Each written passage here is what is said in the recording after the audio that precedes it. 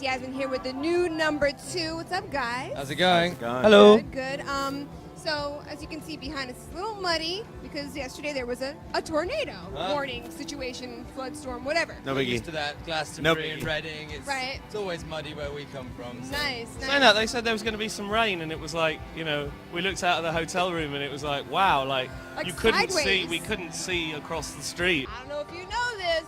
I'm a fan of the Beatles, and Oh, I know yeah, y'all fair are enough. too. And we got to shout out to Pop Dukes. You know what I mean? Yeah. I mean, just really how much, I don't know, like how much influence at all did your dad and his love of music and his love of reaching out and just giving love to fans, does that play at all? Did it rub off on you massively. a bit? I mean, you know, we made music together, you know, years and years. The studio in our house was always next to my bedroom, you know, so it was, I would pass it every day I came in from school and go down to school, and it would be just like a constant revolving door of people coming in. And my dad liked to collaborate with people. I think that's probably where I get the sort of enjoyment for collaborations from, because it makes it interesting, you know. And you, like, you know, he probably wouldn't be that into our music, but in the nicest possible way. I'm sure there'd be something we'd do that he'd like. Right. But, you know, me and Paul used to make stuff, and he'd be like, "Oh, turn that down." But it's just the same as anyone's dad, I guess. You know? Yeah, I'm sure. You know, when people first, you know, But get I started. learned a lot from him, and more about how to make records. You know, That's like right. using tape machines, using desks, using, you know, outboard gear, using. Yeah. You know, later on I've learned Pro Tools, but when I first learned it was all analog. You know, so. There's something so rich about the old school sound, though. There's a depth to it that I like. I have a record player at home, and I'm like, there's just something about that sound. Yeah, we're all way into vinyl. Yeah. Which is part of the reason we put it out on vinyl. Yeah, we made the record. We said it needs to be listened to on vinyl. Yeah. And the track listing also lends itself to. There's a side A, there's a side B, there's a story. You Love can't that. skip around. You got to listen from Love top that. to bottom. And technology has made it available that you really can. Sorry, technology's made it so you really can make amazing sounding like records through digital as well as analog and stuff. It's just a combination of everything now. It's fantastic. Well, why did you guys call the album "The Fear of Missing Out"? It's just a good way of describing the sort of way in which everyone kind of. We're saying, you know, say something like Facebook, it's not about where you are, it's about where you aren't. Right. You know, or it's like the classic explanation, I'm on a boat. Right. You know, or like, look at me, I'm up a mountain. You know, and everyone's suffering from this massively, and it starts to make people unhappy. You know? And I'm just trying to like maybe make a bit of attention. I mean, you know, Liam Finn did a record called FOMO as well, which was entirely different themed, but about the same sort of same sort of feeling, which is crushing everyone's ability to just be nice and happy. Yeah, and cool. Yeah, so it's It was something that kept coming up in all of our lives, and I think we had FOMO of each other, because half of us were in LA and half of us were in England, and we'd always be on Facebook like, oh, check it out, we're having a great time mixing the record, oh, check it out.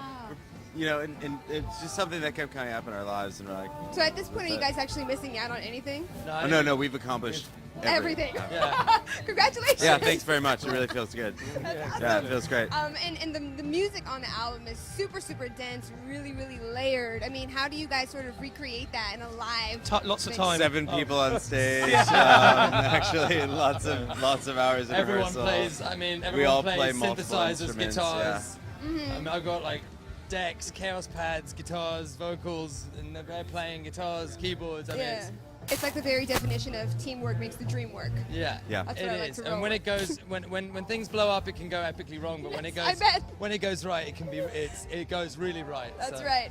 Well, you guys have worked with a couple of my favorite artists, including Regina Spektor. We love Regina. Reggie's the best. She's the love best, her. but also the RZA, who is a freaking genius. Yeah, how did you guys? I know that Wu-Tang Clan really has a special place in your heart. And how did you guys team up with the RZA?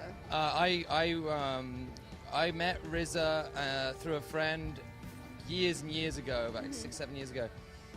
And then a couple times we hung out. He hung out with me in England. I hung out with him in New York, and he invited me to come and play on 8 Diagrams. Yeah. So I played on 8 Diagrams, and then the track we ended up doing a couple tracks, and a couple of those tracks ended up on his solo album, Digisnack. So I ended up on 2 Wu records, and then I asked him. I said, "Well, can you return the favor and come and do stuff?" And we did it in my bedroom on a laptop. Awesome.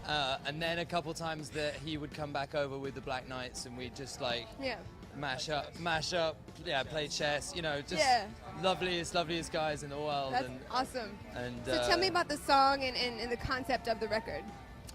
The Wait Around is just like another form of FOMO, you know what I mean? It's like it was the oldest track off the record, hence the name. Yes. I think it took a while for like the style of production on that track for us to catch up, because we did that a lot earlier on. Yeah. And then the rest of the recordings kind of caught up to it, you know what I mean? So it wasn't appropriate for the previous albums, but it came on this record because there was a place for it in the sort of graph of the curve. Our sound became increasingly more electronic, and that song was just more relevant. Yeah. And it was like, oh, well, there you go. Any more future collaborations with any other Woo members? Probably. I hope so. I'd love to. They're lovely guys. Yeah. Just really fascinating to be around. I bet. So you guys is there a single coming out from the album, next single, any concept of the video, anything like that? I think there's a couple videos being worked on at the moment. I think this week there'll be a couple performance videos released, which we shot with Steven Sebring ages ago. I have to ask Dave. But there's going to be, I think, another track featured with... Who's featuring it? Is it...